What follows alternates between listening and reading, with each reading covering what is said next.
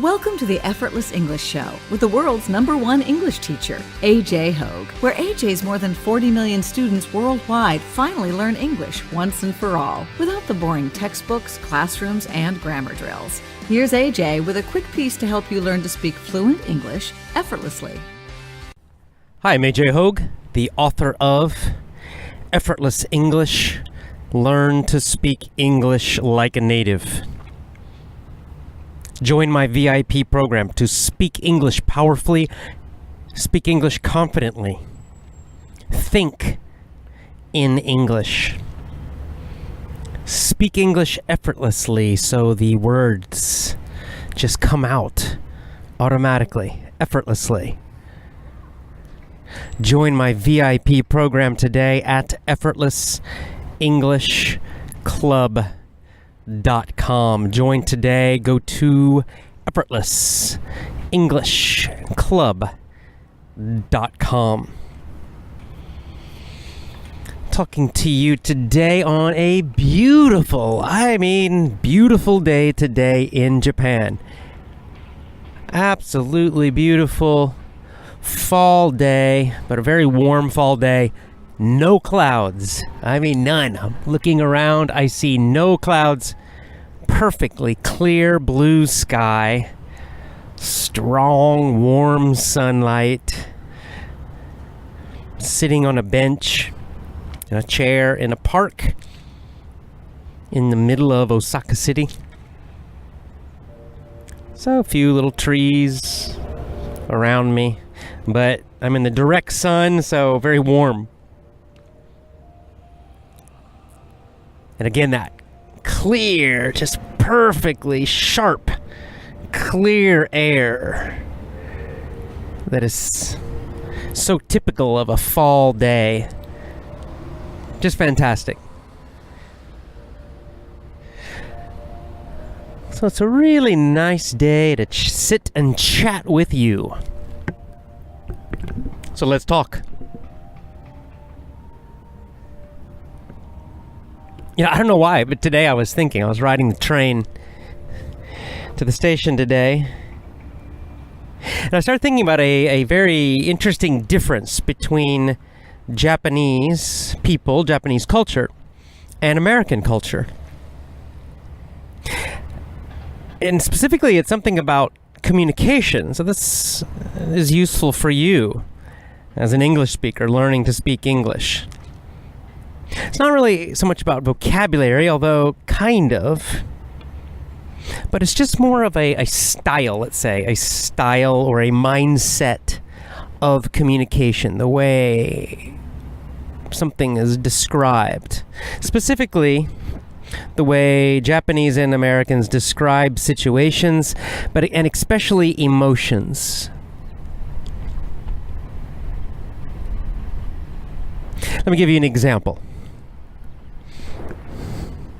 Let's imagine that I'm tired. I go to work, and I work during the day, and end of the day, we're getting to the end of the day, and I'm tired.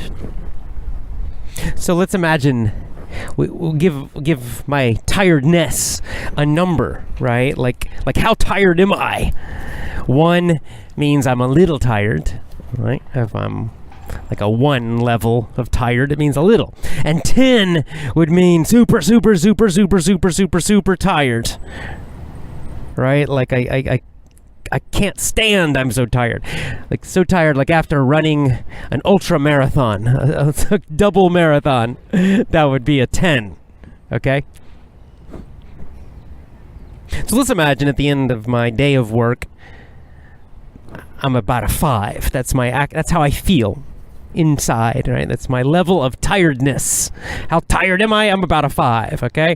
1 is very little, 10 is super, so I'm in the middle. It's kind of normal, average tiredness.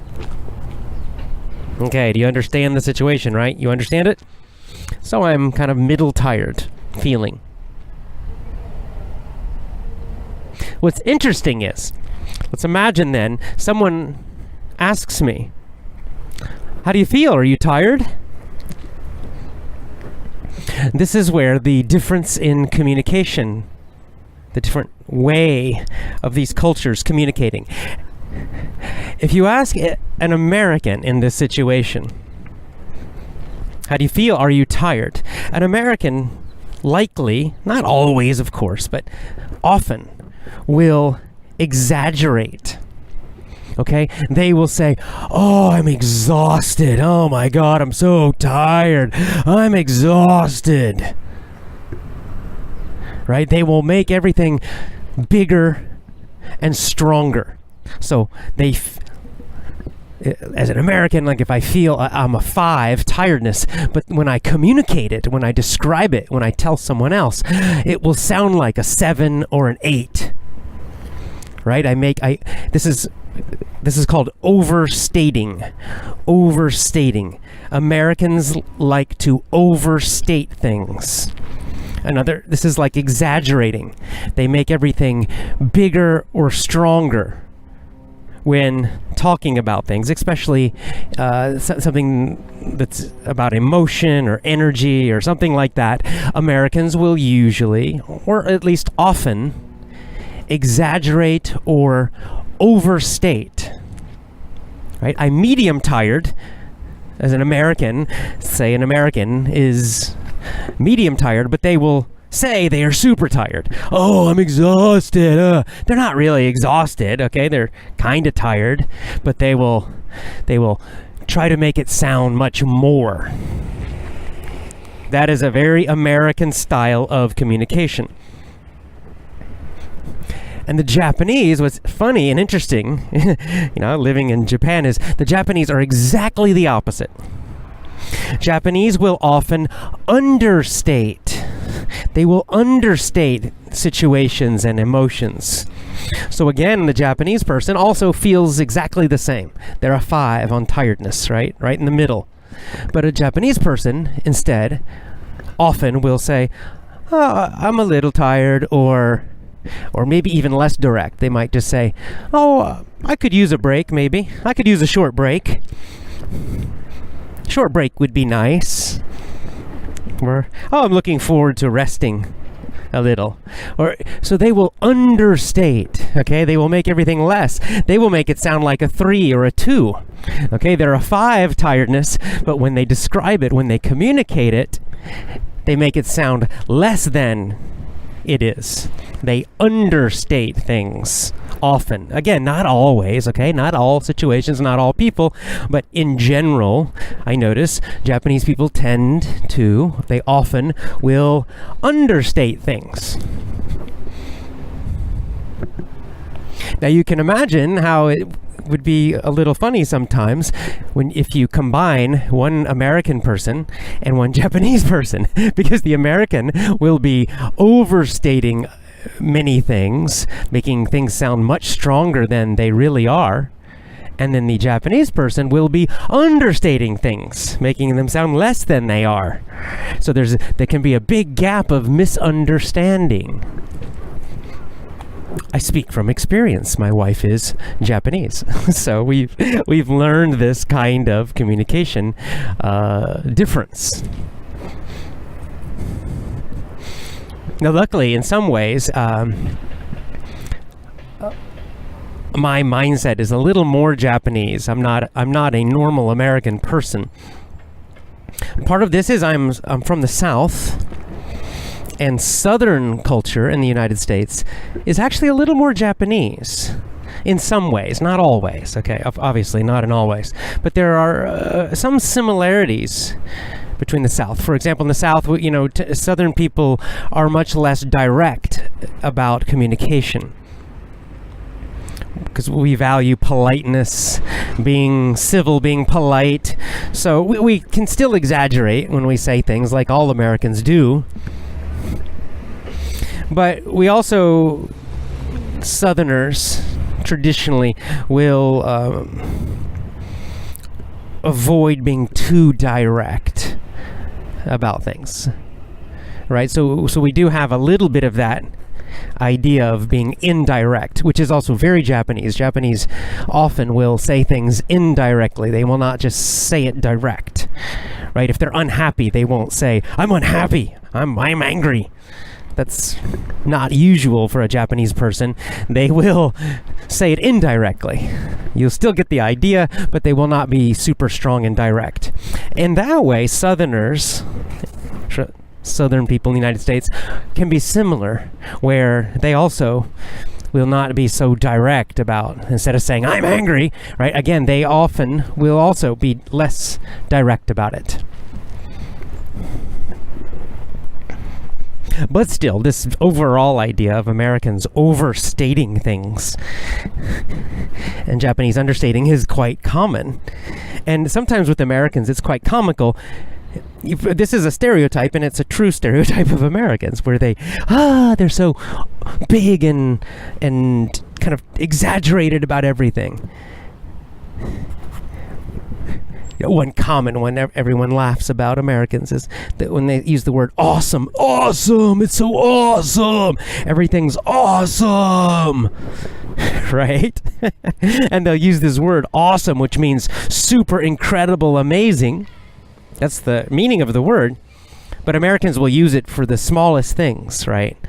Maybe they'll try some food and it's just good, it tastes good, but it's not super special. But an American might say, oh, this is awesome, these French fries are awesome, this hamburger is awesome.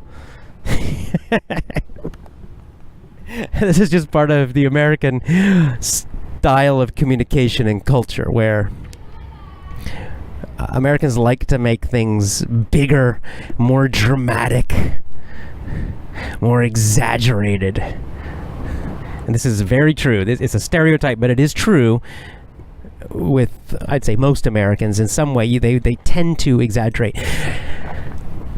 And you have to understand this. So when you're talking, if your culture is different than this, and Americans are very extreme about this.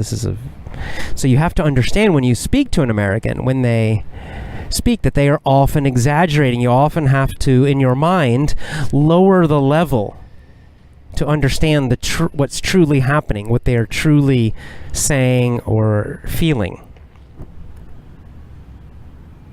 I'll give you another example of this. I like telling stories about my good friend Joe.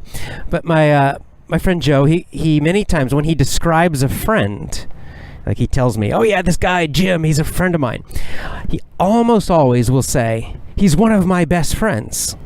He's one of my best friends.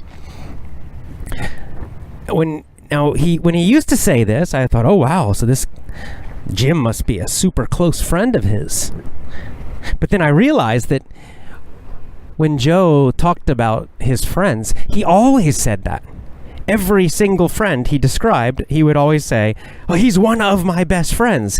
And Joe is a very friendly guy, very outgoing, very extroverted, quite different than me. And I started realizing, okay, he's, from my point of view, it's kind of that this American exaggeration, like everybody's your best friend. Like for me, the phrase best friend, I would only use that with one or two people, right? My best friends, I have two best friends, really. That's it. Because for me, that's a very strong statement. But a lot of Americans might kind of use that phrase, he's one of my best friends, but actually he's just kind of a normal friend. And again, it's this American habit of exaggerating with communication. So you have to be careful with this sometimes with Americans, because if you don't understand this, you will sometimes get a feeling that things are stronger than they really are. A small example would be maybe American comes to you and you ask them, how did you like the Avengers movie? And they say, oh my God, it was awesome, it was incredible, it was great. And so you're thinking, wow, this must be an incredible movie. This must be one of the best movies ever. And you go see it. And it's okay. It's okay. It's kind of a typical action movie. Maybe it's good. But you realize it's not super awesome, incredible, wow, oh my God, amazing.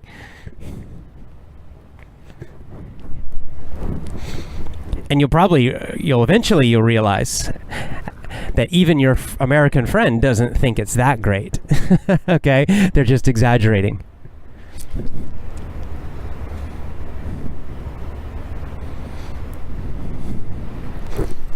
Another example of this I've noticed, again with Japanese people compared to Americans, is with food.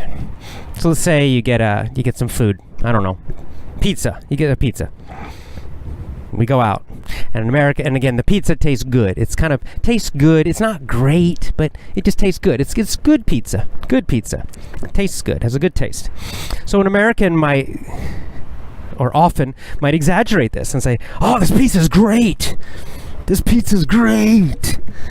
It's not great, it's good. But the American will often overstate how good it is. Whereas the Japanese almost always will use exactly the same word to describe food that tastes good. Like every time when a Japanese person, when I'm around them, with family and everything, when they eat something and they like it, they use the word oishi, oishi. Sometimes that's translated as delicious.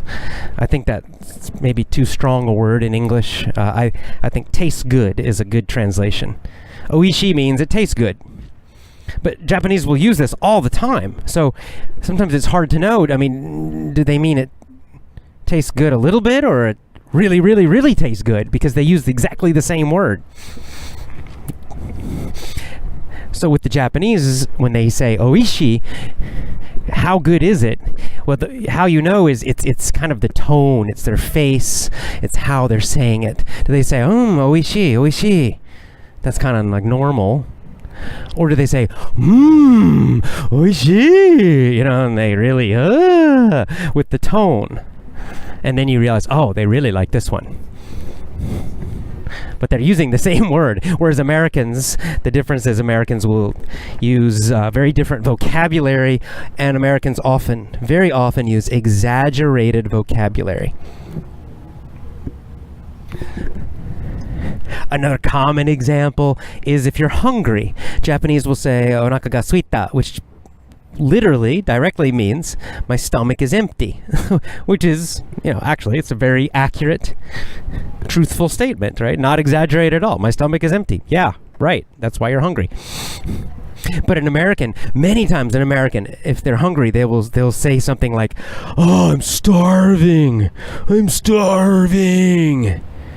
Again, it's a super exaggeration. Starving means you're dying. Okay, the direct, real meaning of starving is that you are dying because you don't have enough food.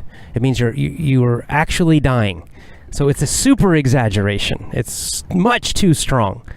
Okay, they're just normally hungry. They're not starving to death. But Americans often will say, "Oh, I'm starving. Yeah, dude, I'm starving. Me too, man. I'm starving."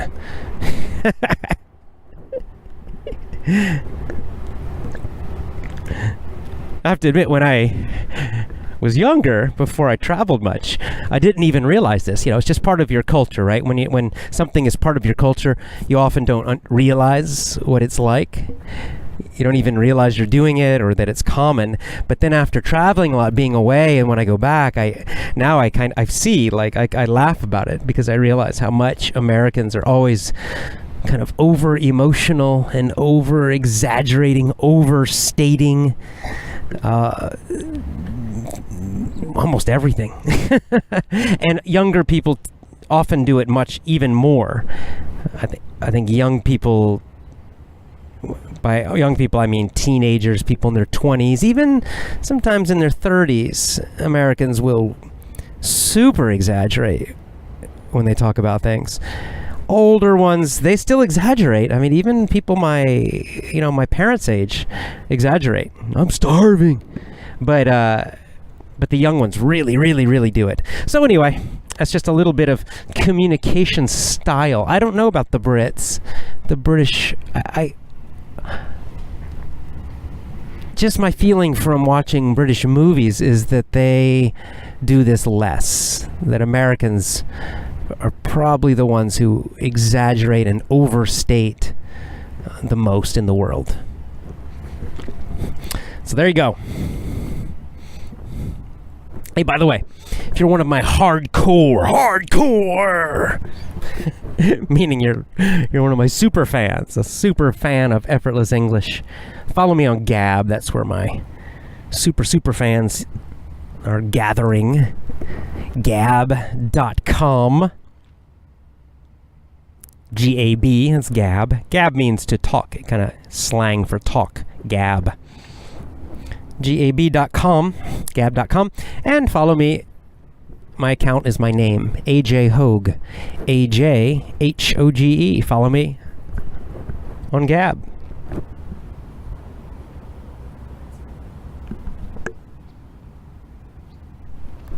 Got another Dhammapada quote. Okay, here's another Dhammapada quote. Quite like it. Those who are ashamed of deeds they should not be ashamed of, and not ashamed of deeds they should be ashamed of, follow false doctrines on the downward course.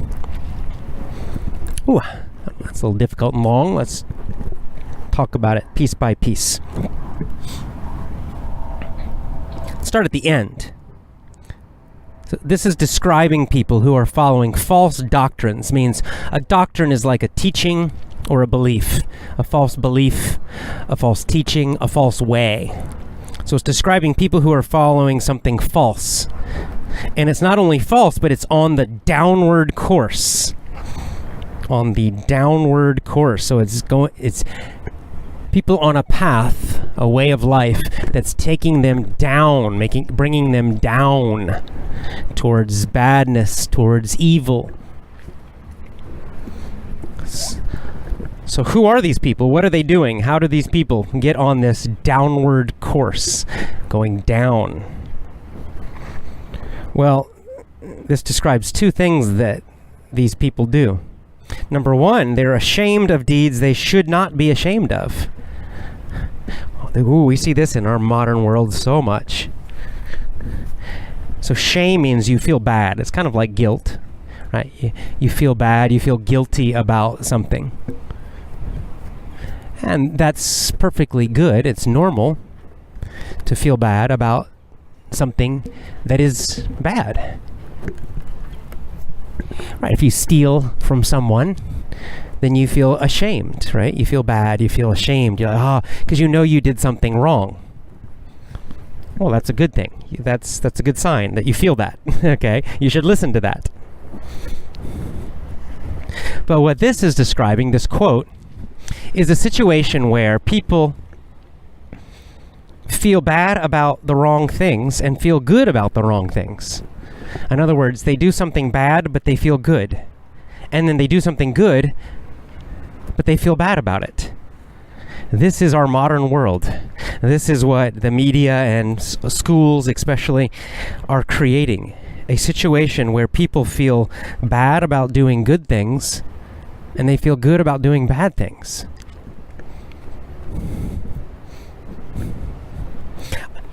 I hate to keep picking on the transsexual, the trannies, but it's just such a clear example that, and it's such a big, popular, politically correct example now in the media in America, where the media in America is pushing this idea that if a man dresses like a woman, that's good. That it's good, and it's good for everybody to call the man a she. And it's good to let the man go into women's bathrooms and to be around little girls, naked even. And that this is good. We not only this person, but all of us should feel good about this and feel no shame. This is the message of the media in America, I think in parts of Europe too.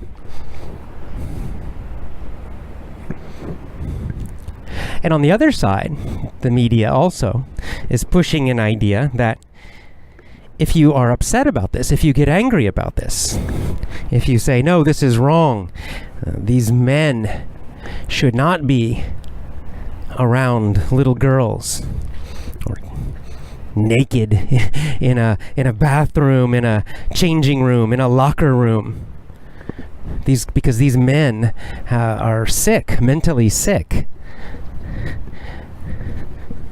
And this is wrong. That if you think that, if you speak out, if you say something like that, it means you're evil and you're a hateful, terrible person, and you should feel shame. You should feel shame for saying the truth. So it's this kind of situation, right, where evil is promoted, taught as good, and good is taught as evil. And where does this lead? It leads you on the downward course. It will bring you to evil. It will bring others to evil. It will cause harm. It will hurt people. And it will lead you down, down, down.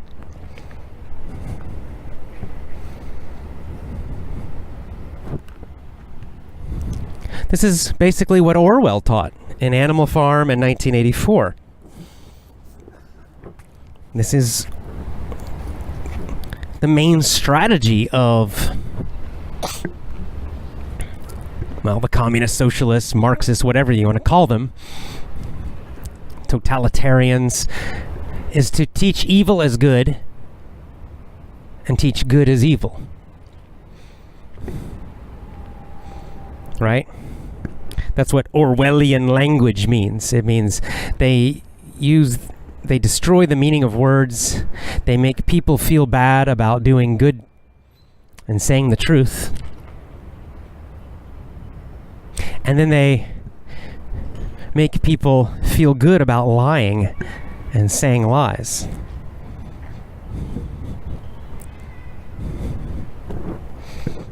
When you do this, you will destroy yourself.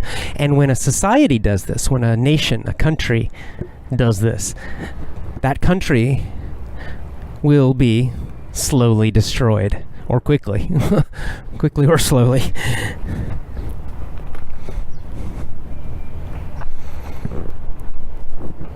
Right. Orwell's famous quote, war is peace.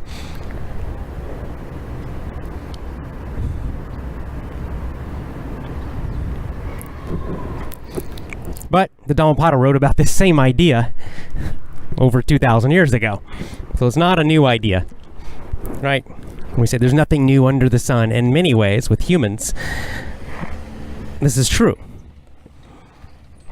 The technology of the media, especially television and now internet, just makes all of this much worse.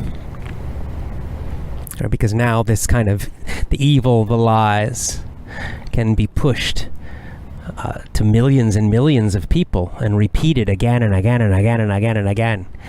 So the brainwashing is very strong now because of the technology. So it's very important that you resist this. It's very important that you speak the truth. Very important that you don't feel bad about doing it. Don't let others make you feel bad for saying the truth. No matter what they say, if they get angry, if they yell at you and say you're a bad person, it doesn't matter. Say the truth, do what's right. You'll probably be a minority now. So many people are brainwashed by the media, but you still must do it.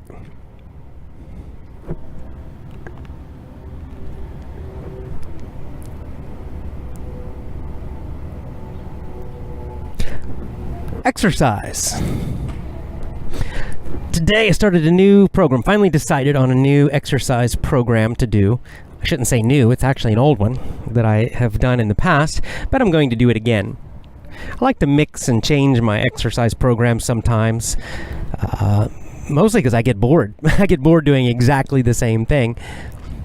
But also sometimes if I do one program for too long, sometimes I start to get bored, and I also sometimes just get physically tired, or I stop getting results. But I'm going back to a program called Convict Conditioning, and specifically there's one in the book called Veterano, which means veteran. Convict Conditioning is a calisthenics book. So it's mostly body weight exercises. Push-ups, pull-ups, things like that. Using your body to build strength. It's a very good book. It's a very good basic book about how to do body weight exercise and how to improve your strength doing just body weight exercises. It's great.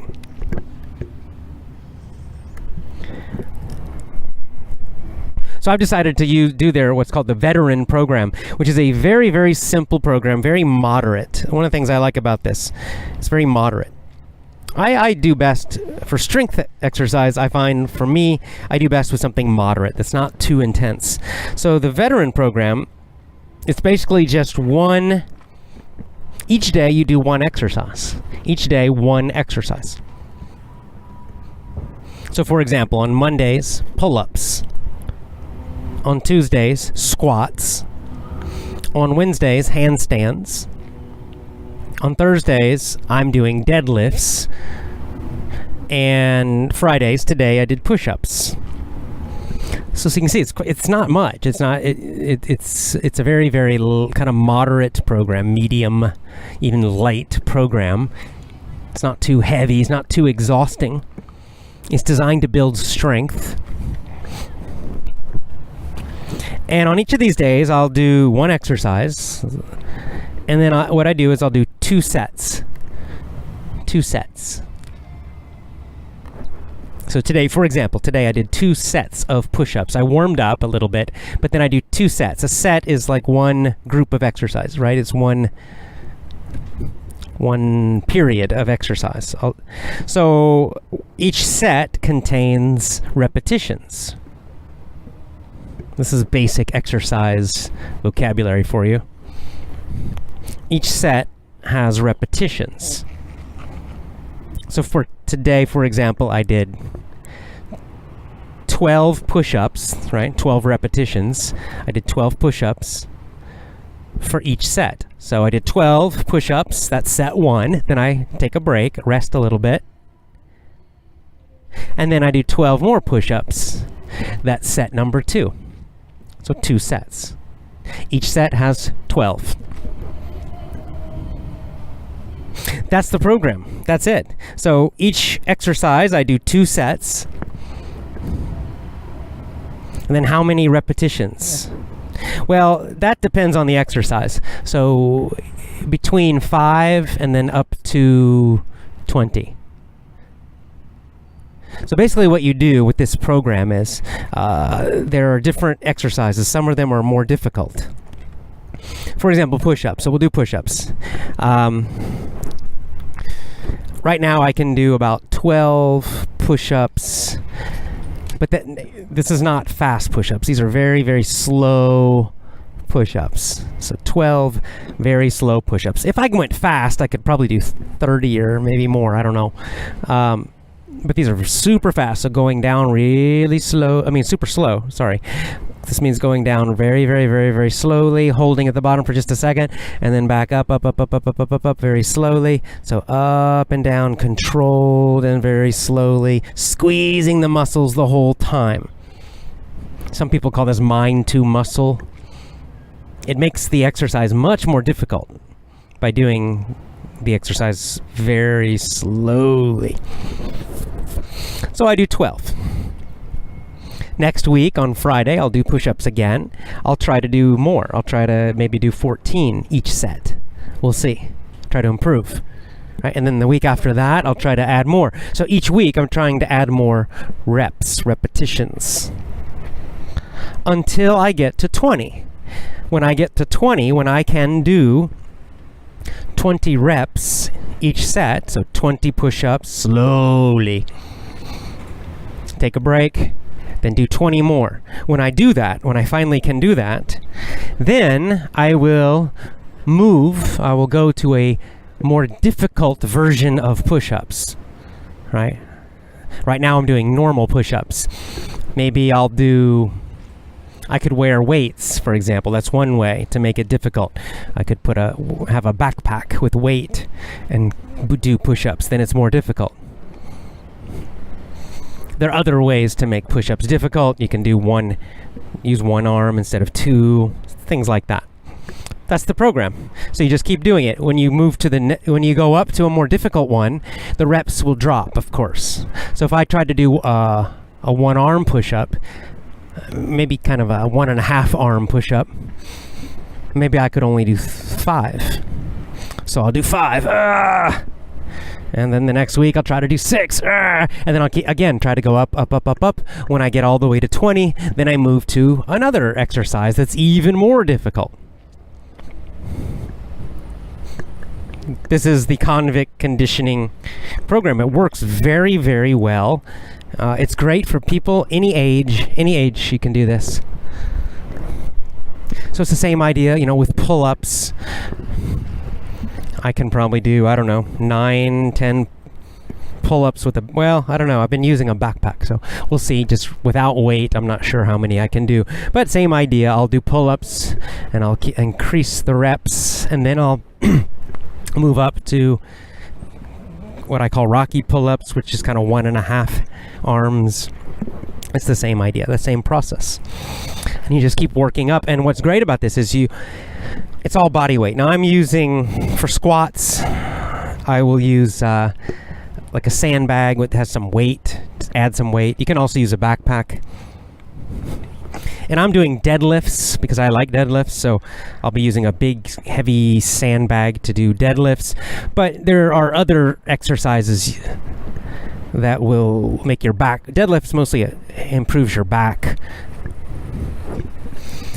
So there are other back exercises that are possible. But what I like is so following this program, whole body gets stronger. And the great thing about body weight is you can do it anywhere. I'm going to be traveling soon. In fact, this next year, coming year, 2019, we have a lot of travel planned. So to exercise, especially strength exercise, I can't worry. I don't want to worry about finding gyms. It's kind of annoying to try to find a gym all the time. And sometimes it's difficult when I travel internationally to find gyms. But with this program, I can do all of these exercises or some other variation. I can do this program, I can do the whole thing in a hotel room, in an apartment, in a park, really anywhere. That's what makes it great. So I highly recommend it. If you're interested in this, strength training with body weight, check out the book, Convict Conditioning. Convict Conditioning. And by the way, if you're interested in improving your English pronunciation, develop an American accent, to speak English with a clear accent so everyone understands you every time you speak English. Improve your pronunciation with my pronunciation course. My pronunciation course trains your pronunciation so you can make all those difficult sounds, so you have the right rhythm, the right music to your language as you speak English, so everyone will understand you perfectly clearly. Get my pronunciation course at effortlessenglishclub.com. effortlessenglishclub.com.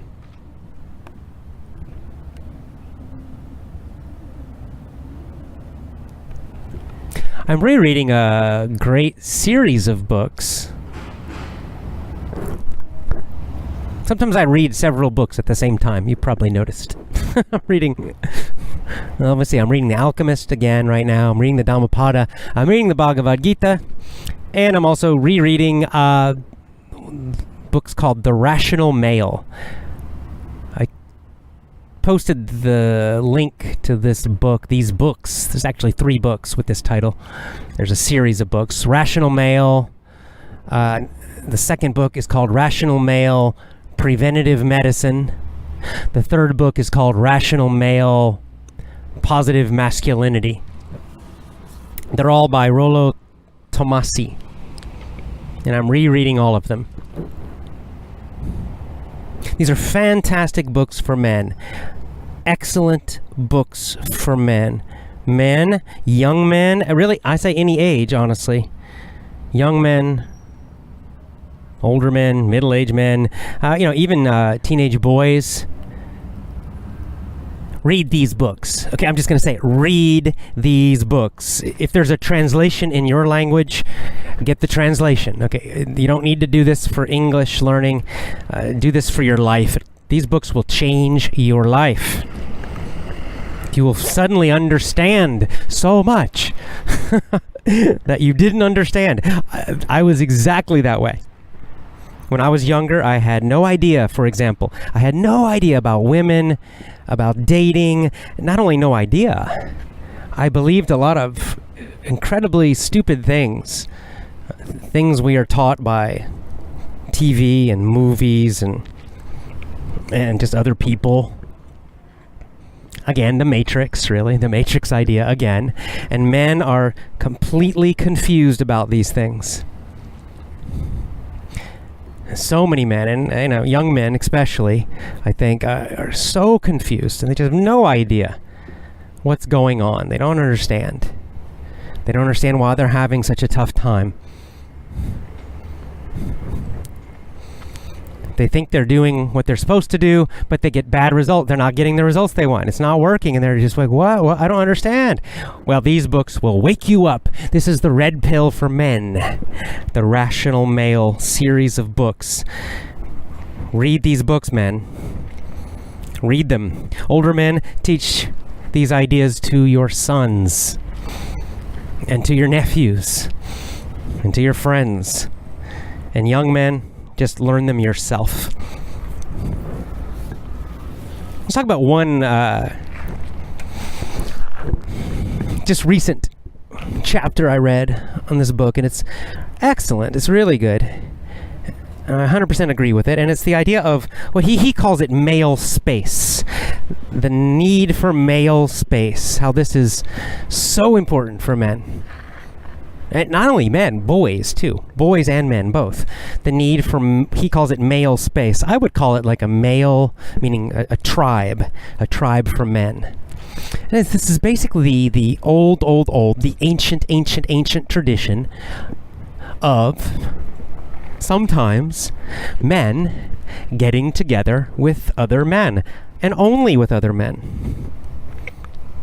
In other words, no women, no girls.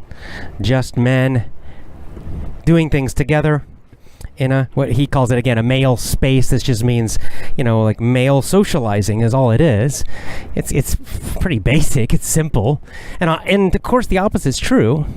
I'm specifically talking about this from the point of view of men, but for women it's the same. Women also need female space. Right? Women need to get together with each other. Just women, no men around. Or women and girls. With no men, no boys. It's healthy, is normal, and is necessary. For boys, it's very important. For young boys, younger boys, even teenagers, it's so important for them to frequently have time with men and just around other men. This is how they learn to be men. This is how they learn to connect with other men, and this is how other men can teach them about manhood and how to be men. Right? So boys need time away from girls, away from their moms, away from women in general. And of course, the school system is so feminized now and is anti-boy. So very, very, very important. But also adult men. Men, you need to have male friends, and you need to get together with your male friends, just you guys only.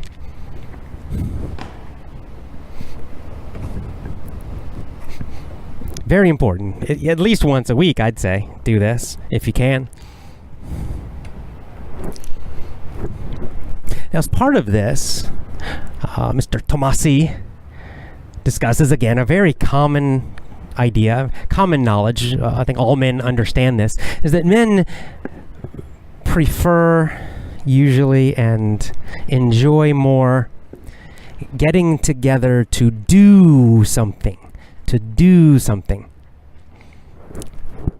Of course, not all men are the same, not all women are the same, but generally, women, for example, women will often just get together. They'll have coffee together and just sit and chat. They're not really doing much. They just meet and they talk. But for men, I don't know, men don't do so well in that kind of situation. We like to do things together. We will talk to each other, but we like to talk to each other while we are doing an activity. For men just to sit around and talk is not so great. I know that they're in America, they have sometimes some of these things called men's groups. And it's almost kind of like therapy a little bit. But the idea is that men will all get together and share their feelings and talk. But that's very, very feminine. That's a very feminine way to interact and socialize. I've always just been kind of, I don't want to do that. Yuck. It just sounds terrible. It sounds horrible. To me, it does. It just is too feminine to sit around and talk about your feelings. It's weird. What's much more traditionally male, and I think healthy, and what men tend to enjoy much more, is to do things together, to be active, to have an activity together. I'll give you an example. I became closer with my dad. I have a closer relationship with my dad now. And I would say that one of the things, not the only thing, but one of the things that helped us become closer, me as an adult. One of the things that helped us grow closer was playing golf together. My dad has always loved to play golf. It's his main hobby, always has been since my childhood. And I finally started learning to play golf. I'm terrible, but just for fun. I just learned to do it. And actually, honestly, one motivation for me to learn golf was just to play with my dad. And so now when we visit with each other, we always play golf together. And it's great because it's opportunity and kind of an excuse. It's a way for he and I, just he and I, no women around, just he and I go off and we play golf. And golf is a slow game, so it's about 4 hours. So we're just hanging out together for 4 hours playing golf, and while we play, of course, we have opportunity to talk about lots of things, and it's a great way to connect. And overall, this is the best way, I believe, for men to connect, is for men to get together and then do something together. And then, yeah, of course, you can talk while you're doing it, but activity focused. And it can be anything. It can be any hobby. It can be anything. When I was a teenager with my friends, my male friends, we would do wargaming, as I've talked about. So we'd get together in my room with a table and we'd play these war games together, 4 or 5 of us, and we'd joke around and have a great time. And the game gave us that focused activity together. It was a great way for us to connect as kind of a male group, right? A tribe of young men.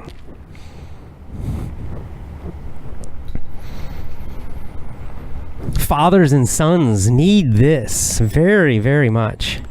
If you're a father, I encourage you, find one or more probably, several activities to share just with your son or sons.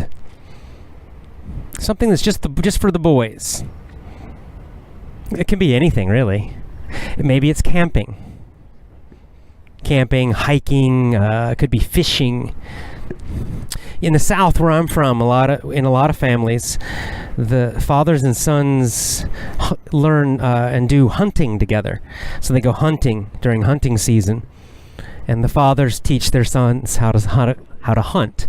My dad wasn't a hunter, so I never did that.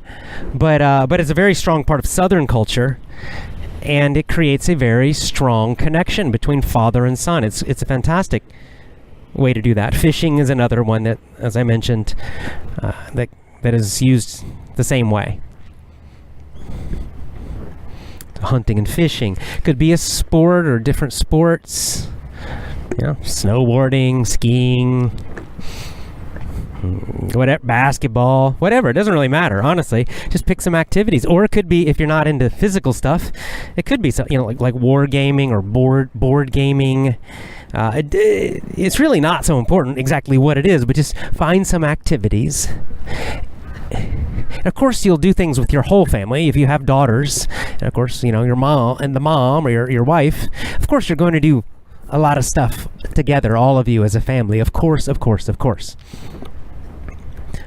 But it is very important that you find some regular activities to do just with your sons, just the boys. And of course, moms and daughters should also do the same. It's important.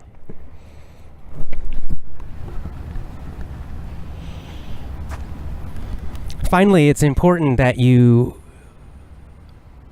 also have this in your own life as an adult. So, a lot of married guys, a lot of married men will stop doing this. They'll stop doing things with other men. So everything they do, it's only with their wife or wife and children. And they don't go and do things with male friends anymore or with their male relatives. It doesn't have to be friends. It could be you're going and doing something with your own father or your uncles or your brothers or your cousins or male friends, whatever. But it's important. It's very, very important. We shouldn't lose this. I think men especially are losing this idea and this practice, feeling like they always have to include women all the time. And you don't, and you shouldn't. You shouldn't, because we're not the same, and men need to be around other men sometimes. And just other men.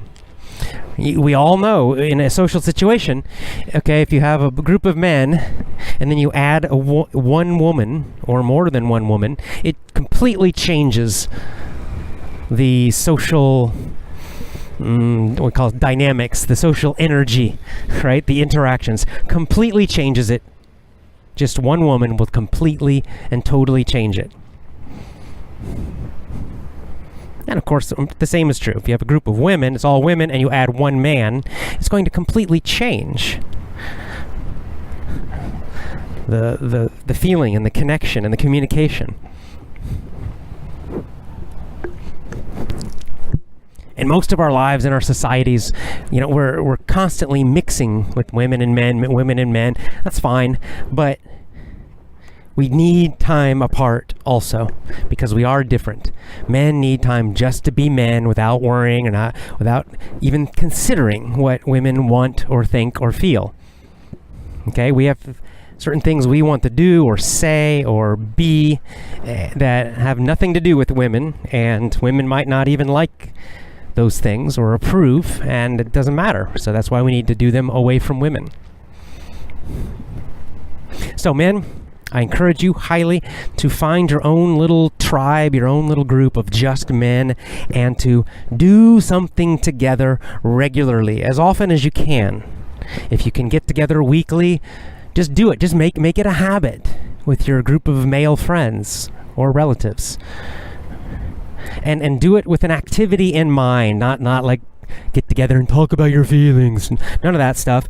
Just do something, okay? Play a game, do a sport, go for a hike, do some exercise, whatever. It doesn't matter really, but just do something. Not passive, not watching TV, not something like that. I mean, do something together where you can actually be active, not passive. Just as men. That's number one. And then number two, men, if you have sons or nephews or even young cousins, then also make a regular habit, a regular time to get together and do something special. Do something with them. Do something with your sons, just the boys. Just the boys and the men. 1 second, there's a siren.